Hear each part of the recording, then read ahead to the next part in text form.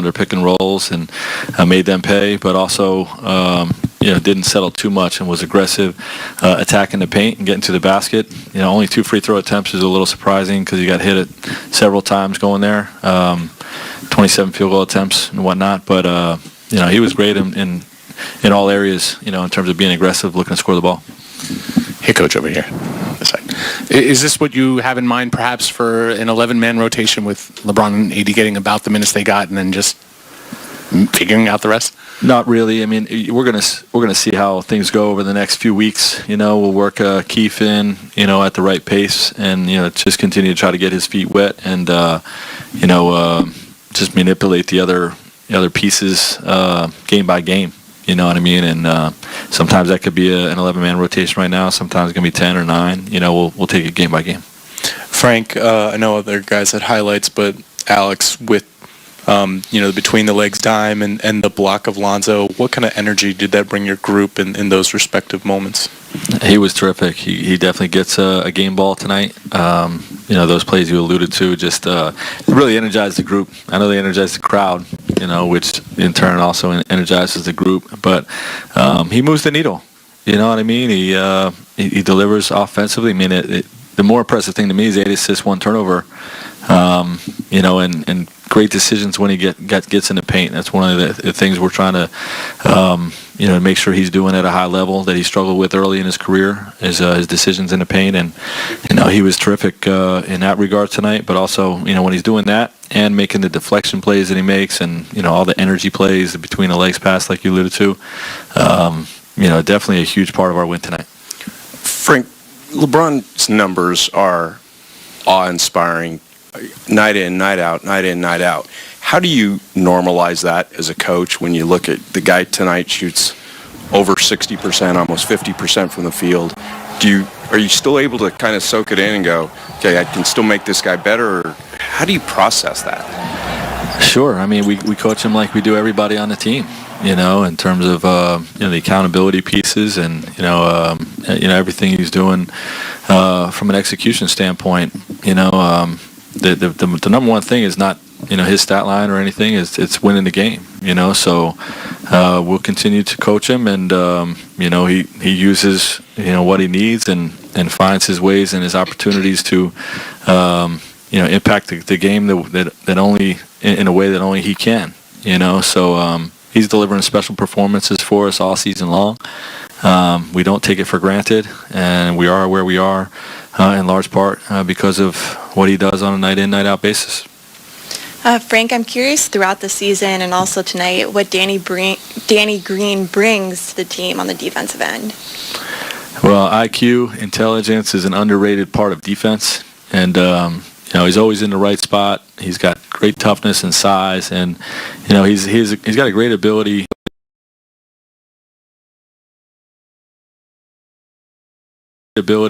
With his instincts to deflect the basketball, and he has strong hands, so I mean, you get a lot of those scrums in the paint. You see him stripping balls and coming up with loose balls and things like that. Obviously, he's one of the best chase down block wings in the game, and he's great at contesting threes as well. So, definitely a huge part of our defensive effectiveness this year, and was that way tonight. Take a look at the Lakers calendar, and good news for you, James and Brez. All these games are on Spectrum Sportsnet. You got the Warriors on Thursday. You got a little Saturday, Sunday back-to-back in Memphis and New Orleans. Brez, you'll be at all 3 of those. I might stay in New Orleans. And then producer Ryan Trainer is producing the show tonight. His Sixers come to town. Oh, yeah. He gets really nervous when the Sixers play. No Ben Simmons. That's already the excuses are piling in. That's an L. All 4 wins will be shown right here on Spectrum. Like how games sound, the Lakers got their 3rd look at the New Orleans Pelicans this season, but their first at Zion. Exciting, entertaining, fun, good win. Lakers now won 6 in a row, 8-1 in February, James. Yeah, this Pelican team is going to be really exciting with the addition of Zion. Let's state that first. But Lakers, led by their leader, LeBron James, so I think they're 17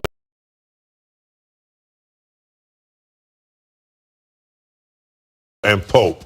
Those 3 guys really fulfilled their roles, playing good defense, steals, knocking down the shots when they need to.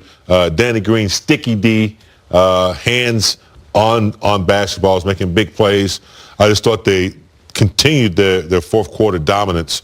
The Pelicans were tough for a while. They were leading in paint points and getting in the paint a lot. But, fourth quarter, Lakers did what they're supposed to do, Brez, and finished the game out. Yeah, Lakers 17-0 when he scores 30, and now 1-0 when he breaks 40 points. I mean, that was a dominant performance by him. And here's what I like about him.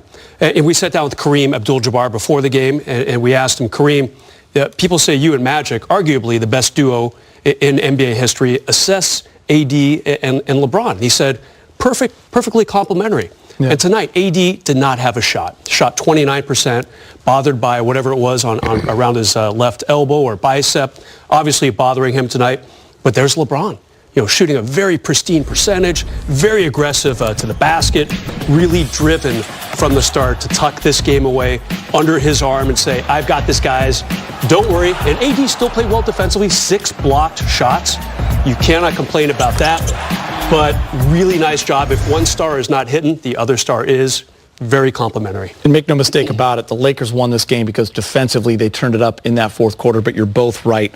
LeBron leading the way. He was incredible tonight. Now that stat goes to 18-0 when he scores 30 or more. And Brez, he hasn't scored 40 since December of 2018, before he hurt his groin against Golden State on Christmas. And I agree with you both. He was fantastic. 8 rebounds, the 6 assists. And on a night where maybe AD doesn't have it going offensively, like Brez noted, LeBron was there from the start. He knows how to recognize when AD's not doing well. He did have the 6 blocks, but he wasn't the AD that we saw in previous only 6 blocks, Pelican right? games. Yeah. Only 6, just 6 blocks.